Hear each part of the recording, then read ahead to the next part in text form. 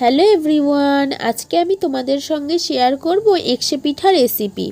তবে এই পিঠাটাকে অনেকেই চিতই পিঠা বলে থাকে। তাহলে চলুন আর কথা না বাড়িয়ে আজকের রেসিপিটা দেখে নেওয়া যাক। আজকে একশে পিঠা বা চিতই পিঠা বানানোর জন্য আমি এখানে নিয়ে নিচ্ছি পরিমাণ মতো চালের আটা, আর তার মধ্যে দিয়ে দিচ্ছি সামান্য একটু ময়দা, আর দিয়ে দিচ্ছি স্বাদ মতো নুন। তারপর অল্প অল্প করে জল অ্যাড করে আমি পিঠার জন্য ময়দার মিশ্রণটাকে রেডি করে নেব। পিঠা বানানোর জন্য আমি এখানে উষ্ণ গরম জল অ্যাড করছি।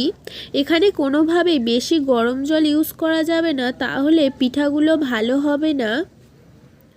ময়দার মিশ্রণটা রেডি হয়ে গেছে, আপনাদেরকে একটু দেখানোর চেষ্টা করছি ঠিক মিশ্রণটা কেমন হবে। কিছুটা মিশ্রণ হাতে করে তুলে উপর থেকে ঢাললে দেখুন কয়েক সেকেন্ডের মধ্যে আটার গোলাটার মধ্যে মিলে যায়। ঠিক এরকম পর্যায়ে মিশ্রণটা একেবারে রেডি পিঠা বানানোর জন্য। অন্যদিকে মা দুধের মিশ্রণটা রেডি করে নিচ্ছে, তার জন্য দুধের মধ্যে গুড় দিয়ে ভালোভাবে গুড়টাকে মিক্স করে নিচ্ছে দুধের সঙ্গে। তারপরে একটু কাজু কিশমিশ আর পরিমাণ মতো চিনি আর গোটা গরম মশলা দিয়ে ভালোভাবে নেড়ে চেড়ে মিক্স করে নিয়ে দুধটাকে ফুটিয়ে নেবে ভালোভাবে। দুধটা ফুটে উঠলে নামিয়ে নেবে। অন্যদিকে আমি পিঠাগুলো বানিয়ে নেব, তার জন্য পিঠা বানানোর মাটির পাত্রটি হালকা গরম হয়ে গেলে তার মধ্যে আমি আটার কিছুটা মিশ্রণ আমি ঢেলে দিচ্ছি। কিছুক্ষণ পরে পিঠাটা ফুলে উঠলে আমি পিঠাটা পাত্রের মধ্যে থেকে তুলে নেব। হালকা ধাক্কা দিলেই উঠে আসবে পিঠাগুলো। প্রত্যেকটা পিঠাই দেখুন ফুলছে।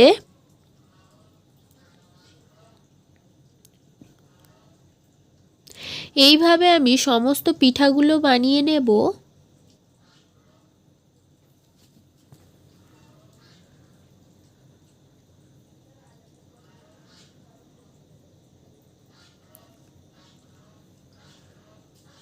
সমস্ত পিঠা বানিয়ে নেওয়া হয়ে গেছে। আমি যে পিঠাগুলো শুকনো রাখবো আলাদা রেখে দিয়েছি, আর যেগুলো আমি দুধের মধ্যে ভেজাবো সেইগুলো আমি গরম পাত্র থেকে তুলেই দুধের মধ্যে দিয়ে দিচ্ছি। আজকের রেসিপিটা যদি আপনাদের ভালো লেগে থাকে হাবিবার রান্নাবাটি চ্যানেলটিকে সাবস্ক্রাইব করে কমেন্টে লিখে জানাবেন আজকের রেসিপিটা কেমন হয়েছে।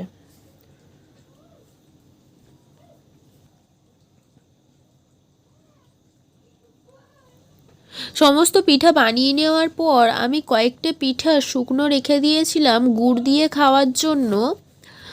তার মধ্যে থেকে একটি পিঠা আপনাদেরকে আমি কেটে দেখাচ্ছি। দেখুন ভেতরটা ঠিক কেমন হয়েছে। ওপরটা দেখুন ফুলেছে, আবার ফুটফুটও হয়েছে। পিঠার ভিতরটা দেখতে ঠিক এরকম হয়েছে। পিঠার ওপরের লেয়ারটা সরিয়ে আপনাদেরকে দেখাচ্ছি ঠিক কেমন দেখতে হয়েছে।